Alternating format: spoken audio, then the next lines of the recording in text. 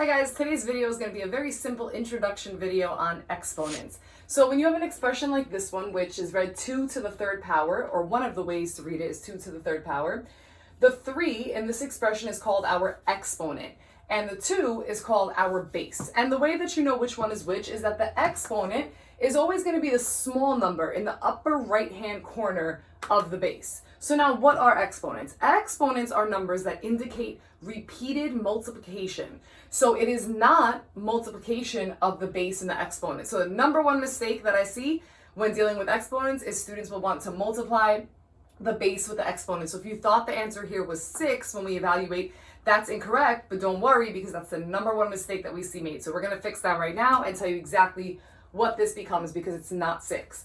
So that 3, what it does as the exponent, it tells me how many times I'm going to use the base as a factor, meaning I'm going to multiply it by itself. To be a factor is to be multiplied, right?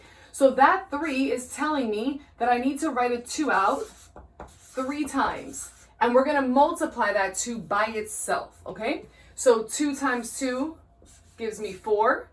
And then I'm going to still bring down this other times 2. And 4 times 2 equals 8. So if I wanted to evaluate the expression 2 to the third power, its value would be 8 because this means 2 times 2 times 2. So I wrote a 2 out 3 times because that was the exponent number, right? And then I just multiplied. 2 times 2 is 4, and then 4 times that other 2 is 8.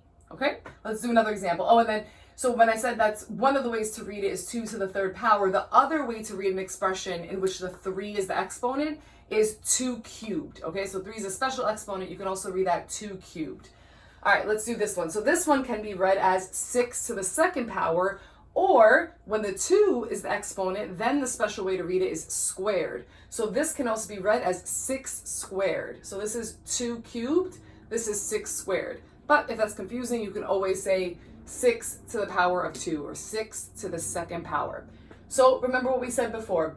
The 2 is the exponent, and that tells me how many times I'm going to write out the base, which is 6, as a factor. So 6 to the second power means 6 times 6. So I wrote 1, 2 6s because that's what my exponent was. And now I just multiply. 6 times 6 is 36. So 6 squared, or 6 to the second power, simplifies to 36. All right. If you think you have the hang of it, you might want to pause the video right now and try these on your own and then hit play. Otherwise, I'm just going to walk you through them. Okay. So in this expression, 5 to the third power, or 5 cubed, the 3 is telling me that I should write out that 5 as a factor 3 times. So it means 5 times 5 times 5. So now we start to simplify. 5 times 5 is 25. And then I still have this times 5 that's coming down. So think about this as 5 quarters. That's $1.25, right? So that's 125. So the expression 5 to the third power, evaluated, would be 125. 2 to the fourth power. So that 4 is telling me that I should write out 2 as a factor 4 times. 2 times 2 is 4. And now you can do this a couple of ways. I'm going to do it like this. And then this other 2 times 2 is 4.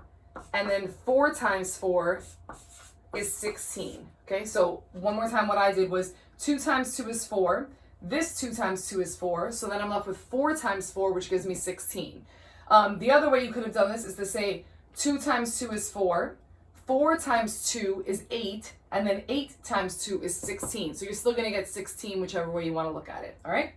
Okay, so now let's get into some examples in which I see even more common mistakes being made, all right? So it gets a little bit more complicated here. When I look at this fraction, 2 thirds, and I'm raising it to the fourth power, I want you to think about what the base here is and how the base in this expression is actually different from the base that's in this expression, okay? So in the first expression, that 4, that exponent of 4, only applies to the 2 that's in the numerator, okay? That 4, the base of that 4 is only the 2 that's in the numerator. So what this expression is asking me to do, so the 2 is the base, then it's saying that I have to multiply this 2 out.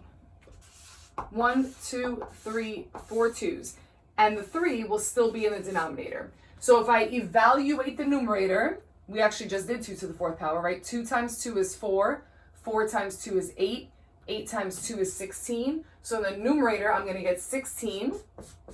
And the denominator was just a 3 because that 3 was not raised to any power. If anything, we could say that it's raised to the first power.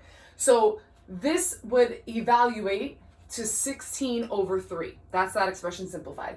However, when I look at this expression, there's a difference. And the big difference, of course, is the parentheses that are there. And parentheses can make a huge difference in math because these parentheses indicate that everything inside of them is my base. So that 4 as the exponent applies to anything inside the parentheses. So if you kind of put your pencil or your pen on the exponent and you start to travel to the left with it, if the first thing you hit is a parentheses, not a number, then everything inside those parentheses are getting raised to that power. So in this case, my base is 2/3, okay? And so what that means, remember the base is what's getting multiplied by itself. So in this example, because the base was only 2, 2 got multiplied by itself. And the 3 in the denominator just came along. But here, because the base is 2/3, that means that I'm multiplying 2/3 by itself 4 times, okay? So in the numerator, I'm going to have 2 times 2 times 2 times 2, which we already established from before is 16. And in the denominator, I'm going to have 3 times 3, which is 9. 9 times 3 is 27. 27 times 3 is 81. So 81 goes in my denominator here. So you can see that these two expressions, the red ones that look similar, actually have very different values. Okay, this one is 16 over 3 and this one is 16 over 81. Something similar happens when we start to deal with negative numbers, okay? So in these two examples, again, remember what I just said about the parentheses. If you're at your exponent and you start to travel left and the first thing you hit is the parentheses, that means that everything inside those parentheses is the base. So the base here is -2, meaning that I'm multiplying -2 by itself. -2, -2, -2, -2, right? I'm using it as a factor 4 times, right? And now I start to multiply. So -2 times -2 is +4 because a negative times a negative is a positive. And then -2 times -2 again is a +4. And then I have 4 times 4, which is 16. So this expression here evaluates to 16. However, on the right, where there are no parentheses, there's a big difference here. The base here is actually just the 2. And that negative sign, you can think about this as a -1 that's being multiplied by 2 to the 4th power. So these are equivalent expressions, all right?